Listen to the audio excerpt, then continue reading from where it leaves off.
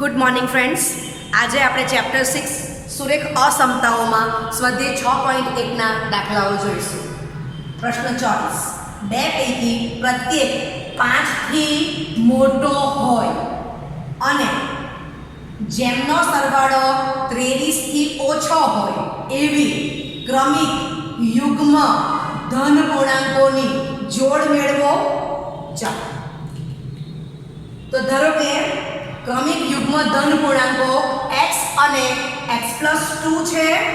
પક્ષ મુજબ બે પૈકી પ્રત્યેક 5 થી મોટો છે એટલે x is greater than 5 number 1. બીજો પૂર્ણાંક છે x+2 એ પણ greater than 5 નંબર 2. પછી આગળ વાંચો. બે પૈકી પ્રત્યેક 5 થી મોટો હોય અને જેમનો સરવાળો 23 થી ઓછો હોય એટલે ફરી પાછું પક્ષ મુજબ x પ્લસ બ્રેકેટમાં x+2 is less than 23 number 3. બરાબર, તો આટલું આપણે પક્ષમાં આપેલું છે. ચાલો, માટે 2x + 2 મેં બંને બાજુ -2 એડ કરું છું એટલે 2x + 2 -2 less than 23 - 2 માટે 2x is less than 21. ચાલો, હવે બંને બાજુ 2 greater than 0 હું ભાગાકાર કરું છું તો અસમતા એની એ જ રહેવાની છે માટે 2x/2 is less than 21/2. Okay, લખી દો. માટે x is less than 10.5 number 4 આપશો અને x is greater than 5 A number 1 છે તો 1 અને 4 પરથી 5 less than x less than 10.5. ચાલો, હવે આપણે શું માંગેલું છે? આપણને ક્રમિક યુગ્મ ધન પૂર્ણાંકોની જોડ માંગેલી છે. ચાલો, તો ક્રમિક સંખ્યા x અને x+2 ને આપણે ક્રમિક જોડમાં મૂકી દીધા છે. ચાલો, તો હવે x કેવો છે? 5 થી મોટો. પૂર્ણાંક લેવાનો છે ધન પૂર્ણાંક એટલે x ની કિંમત 6 તો x+2 8 થશે. ચાલો, ત્યાર પછી x ની કિંમત 8 લેશો તો x+2 10 થશે અને અહીંયા છેલ્લું જોજો x less than 10.5 છે એટલે હું x ની કિંમત 10 લઈ શકું. x ની કિંમત 10 લઈશ તો x+2 એ 12 થશે. બરાબર છે, જે માંગેલ ક્રમિક યુગ્મ ધન પૂર્ણાંકોની જોડ છે. ઓકે, લખી લો. 6.1 પ્રશ્ન 25. ત્રિકોણની સૌથી મોટી બાજુની લંબાઈ તેની સૌથી નાની બાજુની લંબાઈ કરતાં 3 ગણી છે. આ સિવાયની ત્રીજી બાજુ એ સૌથી મોટી બાજુથી 2 સેન્ટીમીટર નાની છે. ત્રિકોણની પરિમિતિ ઓછામાં ઓછી 61 સેન્ટીમીટર છે તો સૌથી નાની બાજુની ન્યૂનતમ લંબાઈ શોધો. ઓકે, ચાલો સોલ્યુશન જોઈ લઈએ. રકમ પરથી લખતું જવાનું છે. ધારો કે ત્રિકોણની સૌથી નાની બાજુની લંબાઈ x સેન્ટીમીટર છે. x is greater than 0. બરાબર. ચાલો, હવે ત્રિકોણની સૌથી મોટી બાજુની લંબાઈ કોમા તેની સૌથી નાની બાજુની લંબાઈ કરતાં 3 ગણી છે. હવે સૌથી મોટી બાજુને હું y આપું તો y = 3x એટલે કે સૌથી નાની લંબાઈ x છે. બરાબર. ઓકે, માટે y = 3x centimetre which is greater than 0. ચાલો, બીજું પક્ષમાં શું આપ્યું છે?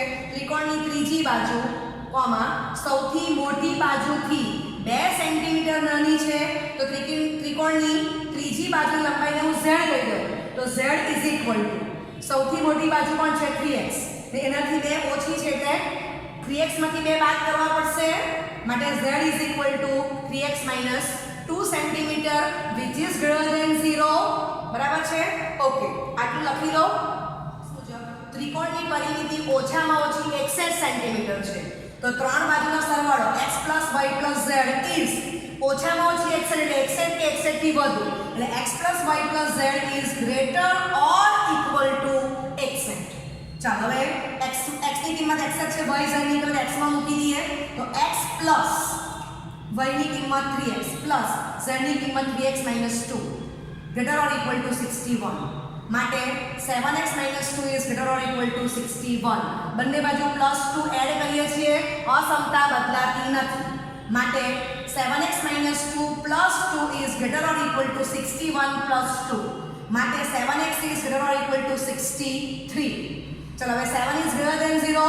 બંને બાજુ અસમતાની બંને બાજુ ભાગાકાર કરું છું, અસમતા બદલાતી નથી માટે 7x/7 is greater or equal to 63/7 માટે x is greater or equal to 9 માટે ત્રિકોણની સૌથી નાની બાજુ x ની ન્યૂનતમ લંબાઈ 9 સેન્ટીમીટર છે. ઓકે, લખી લો. સ્વાધ્યાય 6.1 પ્રશ્ન 24. એક વ્યક્તિ 91 સેન્ટીમીટર લાંબા એક પાટિયાના 3 ટુકડા કરવા માંગે છે. બીજા ટુકડાની લંબાઈ સૌથી નાના ટુકડાની લંબાઈ કરતાં 3 સેન્ટીમીટર વધુ છે અને ત્રીજા ટુકડાની લંબાઈ સૌથી નાના ટુકડાની લંબાઈથી બમણી છે. જો ત્રીજા ટુકડાની લંબાઈ બીજા ટુકડાની લંબાઈથી ઓછામાં ઓછી 5 સેન્ટીમીટર વધુ હોય તો સૌથી નાના ટુકડાની શક્ય લંબાઈ શોધો. ચાલો, તો આપણે ધારી લઈએ છીએ, ધારો કે સૌથી નાના ટુકડાની લંબાઈ બરાબર x centimetre which is greater than 0 છે. ચલો, પક્ષ મુજબ બીજા ટુકડાની લંબાઈ સૌથી નાના ટુકડાની લંબાઈ કરતાં 3 સેન્ટીમીટર વધુ છે, માટે બીજા ટુકડાની લંબાઈને જો આપણે y કહીએ તો y x + 3 centimetre which is greater than 0. Okay, લખી લો આટલું. બીજા ટુકડાની લંબાઈ સૌથી નાના ટુકડાની લંબાઈથી બમણી છે, માટે ત્રીજા ટુકડાની લંબાઈને જો z કહો તો z 2x centimetre which is greater than 0. ચલો, પક્ષ મુજબ એક વ્યક્તિ 91 સેન્ટીમીટર લાંબા એક પાટિયાના 3 ટુકડા કરવા માંગે છે, માટે x + y + z is lesser equal to 91. બરાબર છે. ચલો, y ને z ની કિંમત મૂકી દઈએ, માટે x + 3 + 2x is lesser equal to 91. માટે 4x + 3 is lesser equal to 91.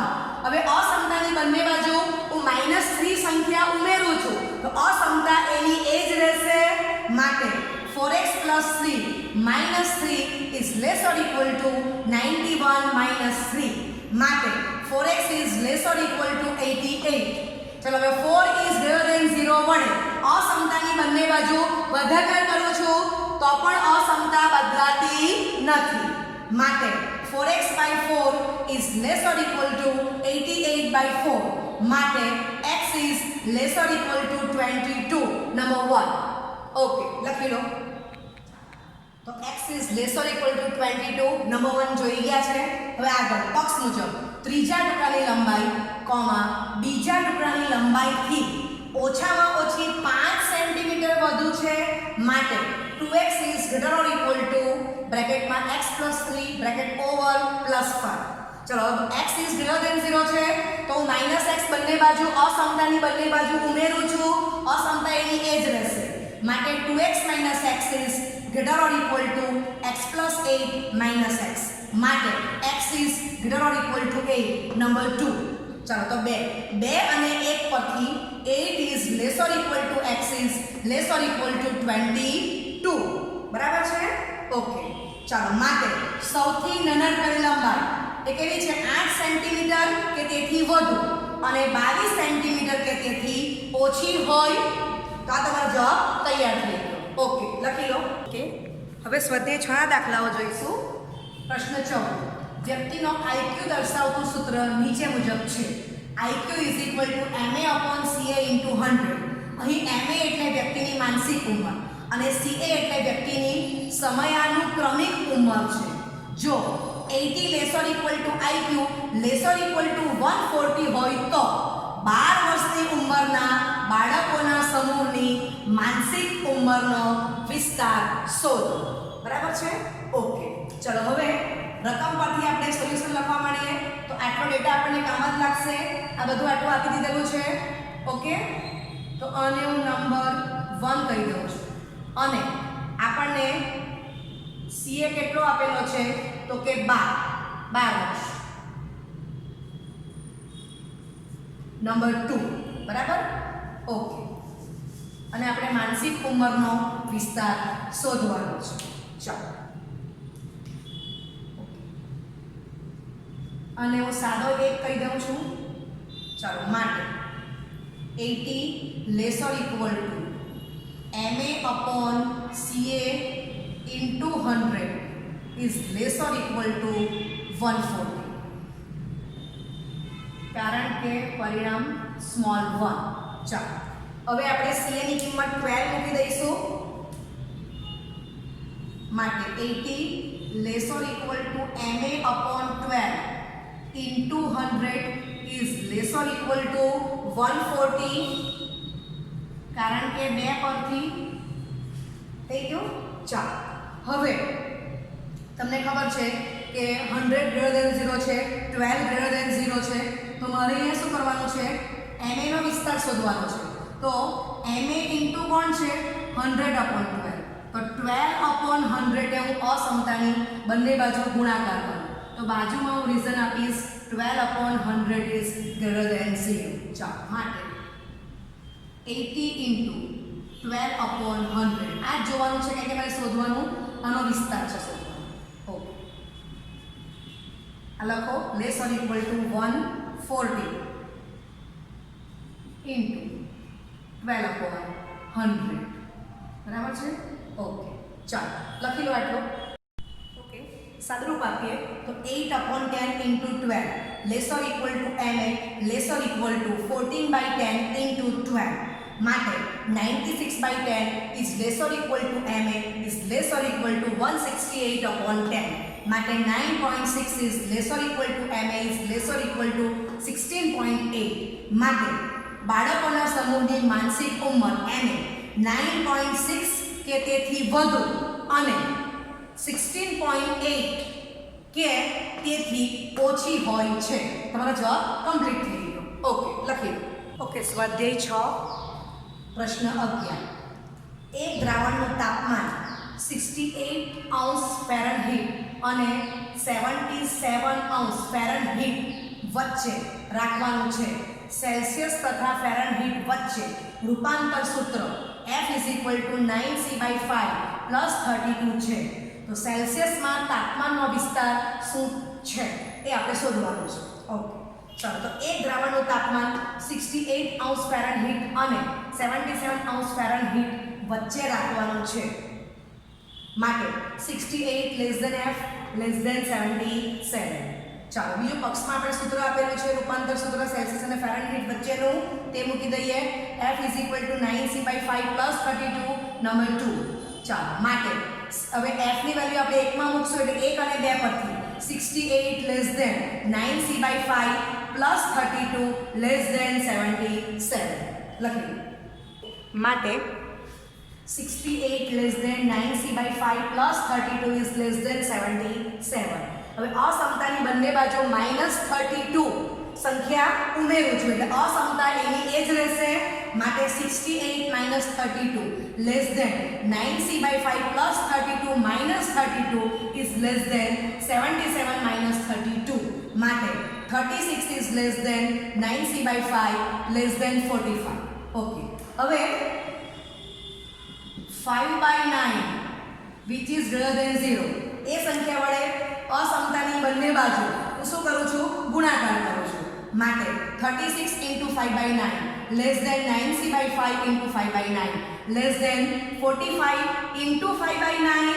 Okay ચાલો તો સાદરૂપ આપો માટે 20 less than C less than 25 માટે સેલ્સિયસમાં તાપમાનનો વિસ્તાર 20 ડિગ્રી સેલ્સિયસ અને 25 ડિગ્રી સેલ્સિયસની વચ્ચે છે.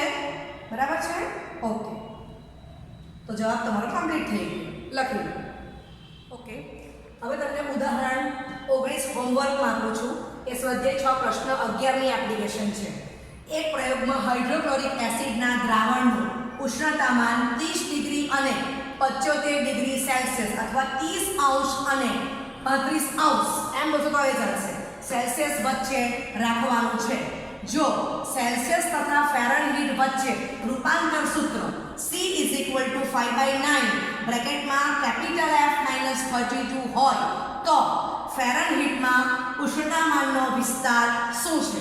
C અને F અનુક્રમે ઉષ્ણતામાન ડિગ્રી સેલ્સિયસ અને ડિગ્રી ફેરનહીટ દર્શાવે છે. ઓકે તો દીકરાઓ આ દાખલામાં તમને શું આપ્યું છે? 30 less than C less than 35 ને C ની વેલ્યુ આપેલી છે 5/9 બ્રેકેટમાં કેપિટલ F - 32 અને તમારે ફેરનહીટમાં ઉષ્ણતામાનનો વિસ્તાર શોધવાનો છે. ઓકે, પ્રશ્ન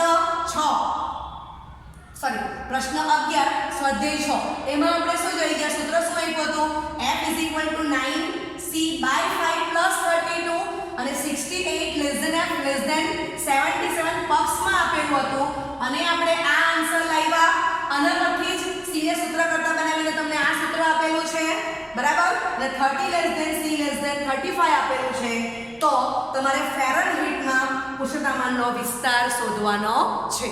ઓકે, તો આ દાખલો તમે હોમવર્કમાં કરી શકશો. Okay, thank you very much.